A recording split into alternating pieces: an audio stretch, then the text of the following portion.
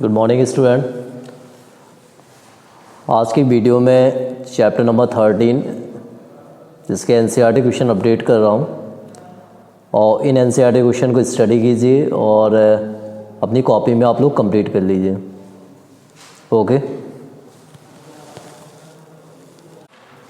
देखिए question number first, how is diapause different from hibernation.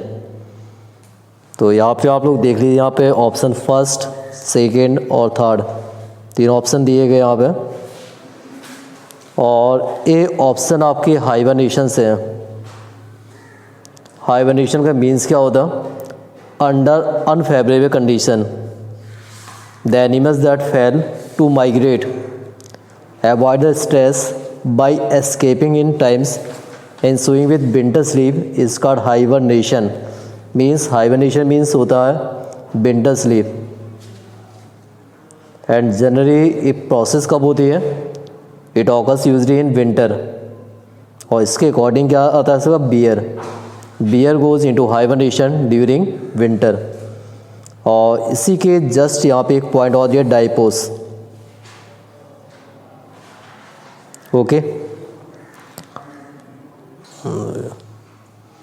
under unfavorable condition many species, lakes and ponds are known to enter the stage of suspended development called diapause।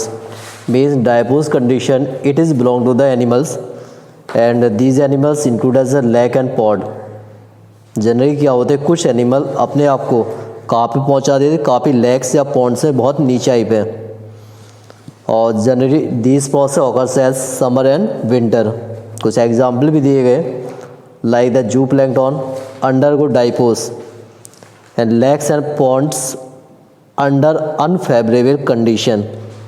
तो ये as a difference between hibernation and diapause. Question number second, if a marine fish is placed in a fresh water aquarium with a fish be able to survive, why or why not। तो generally यहाँ पे question दिया गया, marine fish को यदि हम place करते हैं फ्रेश वाटर एक्वेरियम, ये अपने आप को सर्वाइव कर सकती है कि नहीं कर सकती है? इसके रीजन भी आप लोग देख लीजिए। First, water will enter the body of fish through the इंडोऑस्मोसिस।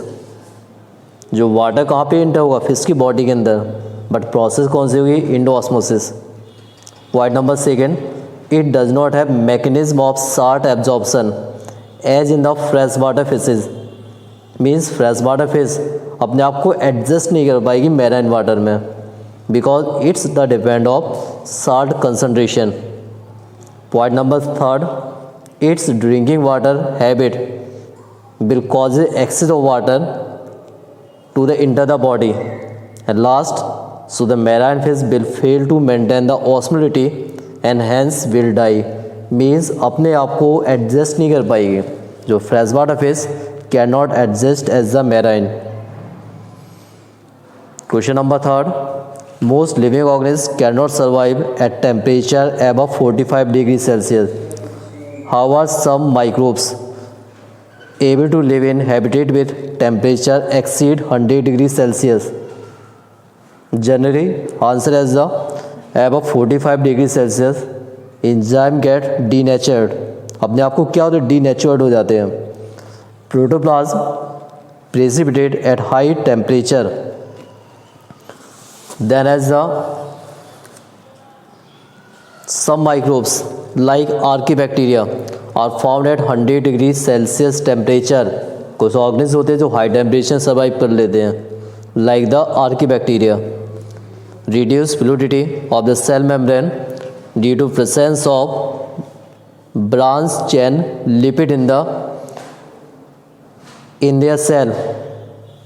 तो जनरली इसका इफेक्ट क्या होता है? जो इसमें एग्जाम्पल आ जाए आर्कीबैक्टीरिया। और generally these bacteria tolerant as the high temperature because presence of enzyme. Point इसमें दिया भी गया है, presence of high tolerant enzymes. और फर्स्ट पॉइंट क्या दिया? Reduced fluidity of cell membrane due to presence of branch chain lipid in their cell membrane.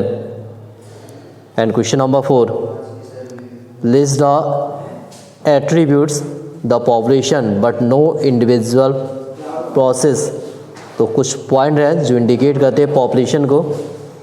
First point population density, second point population growth, third point mortality या death rate, fourth point natality, fifth point sex ratio और last point age distribution. Question number fifth देखिए, if a population growing exponential double in size 3 year, what is the intrinsic rate of the increase r of the population. तो यहाँ पे क्या होता है, यदि population increase करते हैं हम 3 ईयर्स, एक फार्मूला होता है यहाँ पे, इसको आप राइट कर लीजिए, T equal log 2 capital N upon R. यहाँ पे कैपिटल एन क्या होता है, डेंसिटी। तो जनरली यहाँ पे जो मेंशन किया गया यहाँ पे, इसकी वैल्यू क्या होती है, log 2n 0.7931। कितने टाइम किया गया, 3 ईयर्स, तो अपॉन 3 आ जाएगा। यहाँ पे जो आपका आंसर ऑप्शन होगा 0.2643 और इसका जो परसेंटेज हम फाइंड करते हैं 100 में, तो यहाँ पे इंटू कर दिया जाएगा 100 का।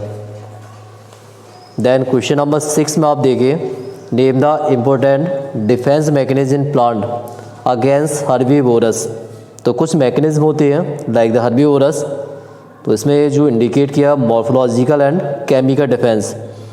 ये आपके डिफरेंट पॉइंट दिए गए according to the morphological traits में। प्लांट्स में क्या होती है, स्पाइंस फॉर्म हो जाते हैं। देन ग्लैंडुलर हेयर कोटिंग और लाइक द लैटेक्स फॉर्म होता है।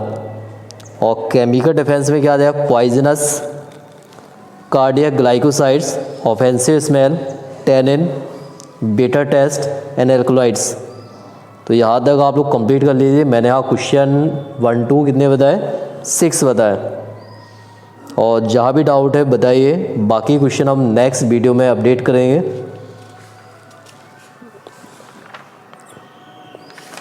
चलिए कुछ क्वेश्चन और देख लीजिए।